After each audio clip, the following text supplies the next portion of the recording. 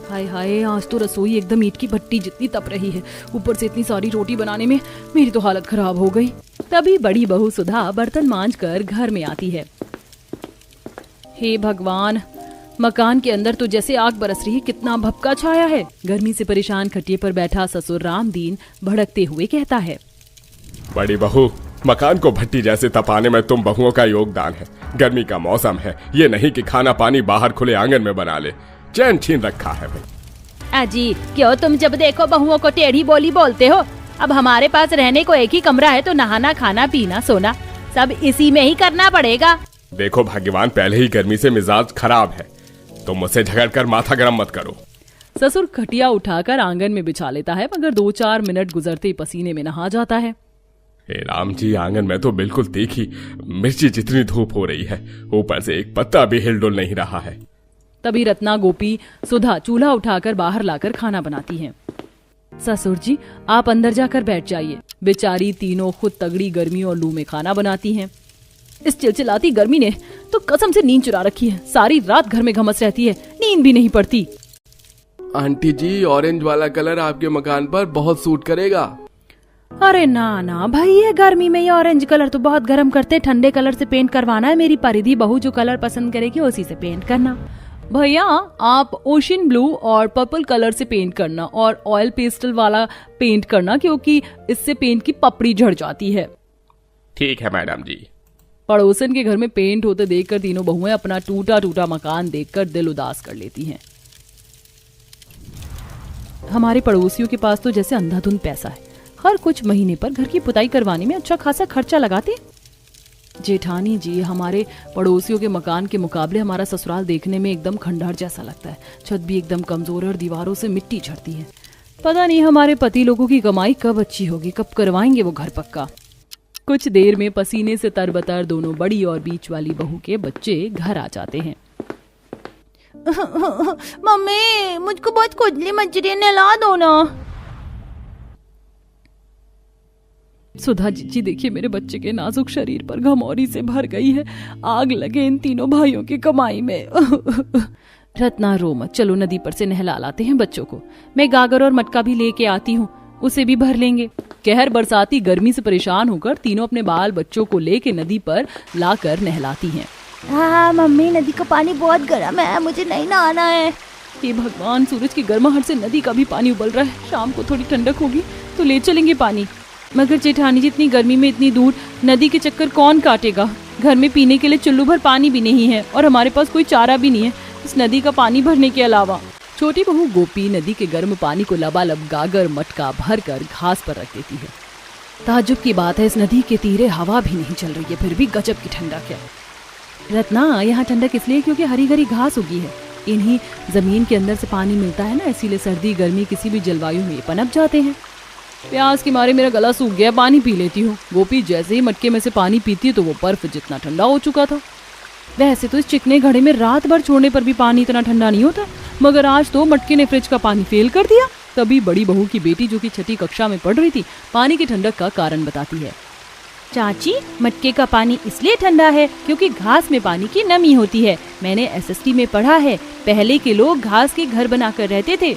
बच्ची की बात तीनों बहुओं का जुगाड़ू दिमाग की बत्ती जल उठती है। ये जुगाड़ हमें पहले क्यों नहीं सूझा? हम इस घास का इस्तेमाल करके कितनी जुगाड़ू चीजें बना सकते हैं। तीनों जमीन की सारी घास नोच कर उसे घर ले आती हैं, जहाँ उनके पति कोयले के खान से आकर पसीने में बैठे पड़े थे। आ गई तुम सब, कब से हम प्रतीक्षा कर रहे हैं, खाना परोस दो। और ये घास के बोझे किस लिए लाई हो हमारे घर? मैं तो माल जाल भी नहीं जो चारा खिलाना है। दिनेश के पूछने पर सुधा कहती है, अजी इस घास से हम गर्मियों में अपना ससुराल बनाएंगे।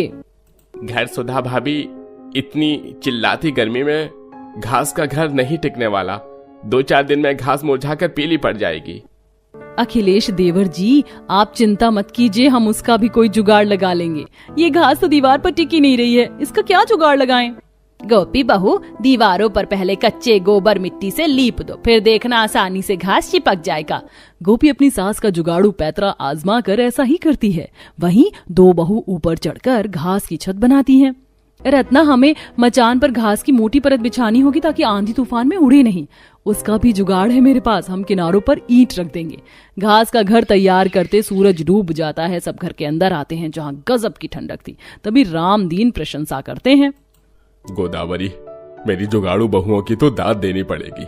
इतने दिनों से गर्मी में घर चिमनी जितना भभकता था, मगर आज कितनी राहत है। सच में आज घर में घमस नहीं है। माँ जी, बाबूजी, आप सब लोग खाना खाएंगे ना? नहीं बहू, मेरी तो खाना खाने की इच्छा नहीं है। बस एक गिलास मटके के ठंडे पानी में सत्तू घोल के। सुधा जैसे ही मटके से पानी निकालती है वो गुनगुना था। मटके का पानी तो दोबारा से गर्म हो गया, इसका जुगाड़ करना पड़ेगा।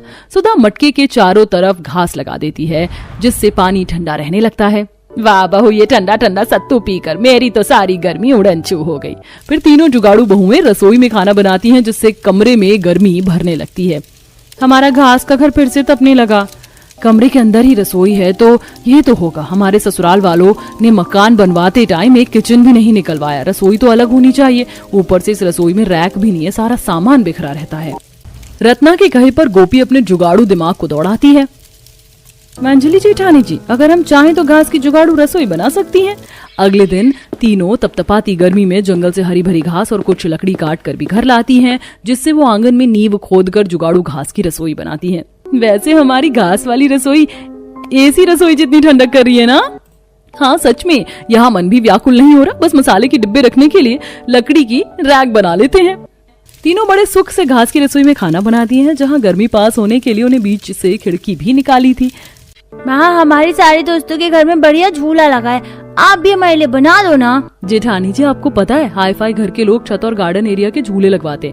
काश हमारे घर में होता। हमने घास का घर तो बना लिया, मगर हमारे पास इतने पैसे नहीं है कि महंगा फर्नीचर डलवा सके। घर कितना खाली खाली लगता है। जुगाड़ू बहुओं की फर्नीचर की ख्वाहिश सुनकर उनके पति कहते हैं, आप तीनों ने जुगाड़ लगाया, घर का दुख दूर कर दिया। अब इसका सजावट की जिम्मेदारी हमारी है। अब तीनों के पति जंगल से मजबूत फर्नीचर वाला टिकाऊ सागौन की लकड़ी काट कर लाकर कुर्सी, खाना खाने का डाइनिंग टेबल, पलंग और बच्चों के लिए झूला भी बनाते हैं, जिससे बहुएं घास और फूल पत्तियों से सजा देती हैं। अब 4-4 मंजिल के मकान वाले अड़ोसी पड़ोसी जो कोई भी जुगाड़ बहुओं का घास वाला घर आंगन देखता तो वो गांव के खूबसूरत रहन सहन से जुड़ाव महसूस करता है। बहुओं, तुम सबने साबित कर दिया कि बहुएं घर की लक्ष्मी होती हैं जो घर को स्वर्ग बनाती है। मैं खुश नसीब हूँ जो मुझे तुम जैसी जुगाड़ू बहुएं मिली। अंत में जुगाड़ू बहू घास और लकड़ियों की सहायता से कूलर और ठंडा पानी पीने के लिए फ्रिज भी बनाते हैं और कबाड़ी के यहाँ से मोटर तार सब कुछ खरीद कर लाकर उसे चलने लायक बना देती हैं।